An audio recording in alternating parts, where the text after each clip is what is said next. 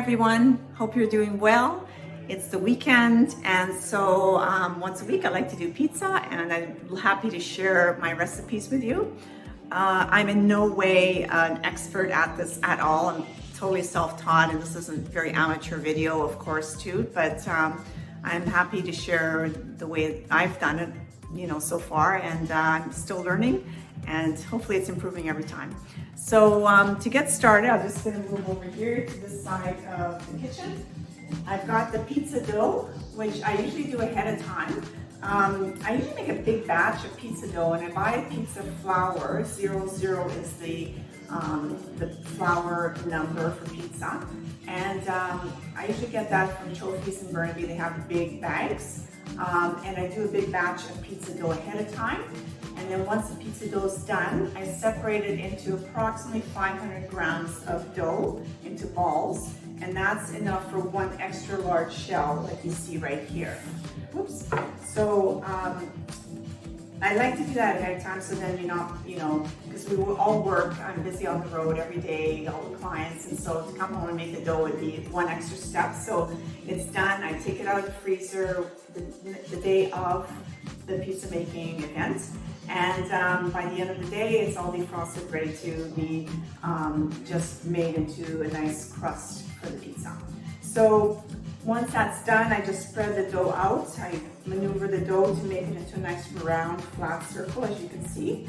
And then I add the tomato sauce. I just basically spread it all around. I just left the edges, of course, like usually it's done. The tomato sauce, so Gabriel and I really like this brand. There's many brands out there on the market. This is not sauce, this is just tomatoes. And it's a San Remo brand that we buy in Granville Island. And we like it because it's just whole tomatoes, there's no additives. And so we like to just make our own sauce from these whole tomatoes. And basically, I empty the whole can into a skillet after sauteing some garlic and herbs. And basically you just mash it up until it's like a paste-like consistency, and let it simmer until the liquid is kind of evaporated until it becomes like a paste-like consistency. Once that's done, then it's ready to spread on, okay? Today I've selected basically 4 toppings, which I find is usually the right amount of toppings for pizzas. I'm more of a classic pizza person. Like I said, I'm no expert at all by any means. It's just basically something I like to do as a hobby. So I have fresh prosciutto, which I also buy at Granville Island at Oyama Sausages. I really like those people. They're very nice and they have a great selection. And then today I have shiitake mushrooms, which I've diced up. Great right now for mushroom season. So I've got shiitake mushrooms. I've got sliced peppers, green peppers, and also olives. These are just pitted Kalamata olives, which I like to buy too. And I've got a big chunk of bocconcini cheese, which I just tear into pieces and put on top. So toppings are ready, and I'm going to put that together in just a minute. And then at the end, I'm going to add some beautiful, freshly made pesto. This is absolutely delicious. Gabriel made this morning. It looks stunning, and it's so flavorful and beautiful. And I like to add it at the end when the pizza comes out of the oven. I will just spread that on with a brush because it just adds a flavor, a little bit of flavor onto the crust as well. And I'll show you that once that comes out of the oven too. I don't like to add the pesto on before baking the pizza, just because it turns brown and it's not as flavorful. So I usually do it when it comes out of the oven.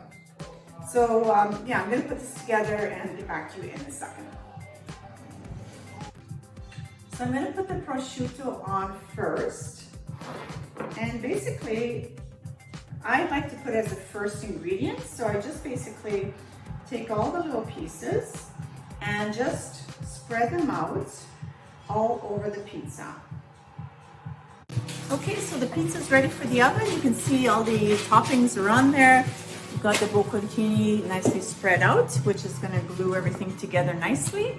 And so I will talk to you in a few minutes. I'll show you what happens when it comes out of the oven. Okay, in it goes. let's have a look. Ooh, that looks amazing. Super hot oven, 475. Can you see? Can you get a little closer? See how nice that looks? It's just bubbling and ready to eat. Well, not quite ready. You don't want to burn your mouth, obviously. Okay, so the final step, I've got the fresh pesto. Look at that. It's beautiful. So fragrant and beautiful. Gabriel made this morning with fresh pesto leaves. And I'm going to just brush the ends, the crust with this beautiful pesto. And I like to do this at the end because if you put it in the oven, if you apply it before on the raw pizza crust or the pizza, the pesto will turn brown and it's not as nice and flavorful. So this way it just adds a little bit of color and moisture to the dry crust.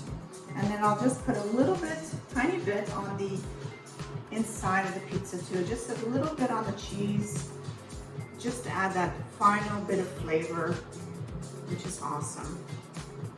Just a touch. That smells delicioso.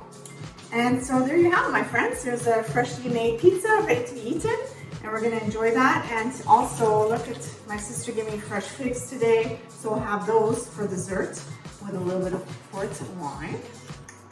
Maybe later after the pizza, and it's gonna be a wrap.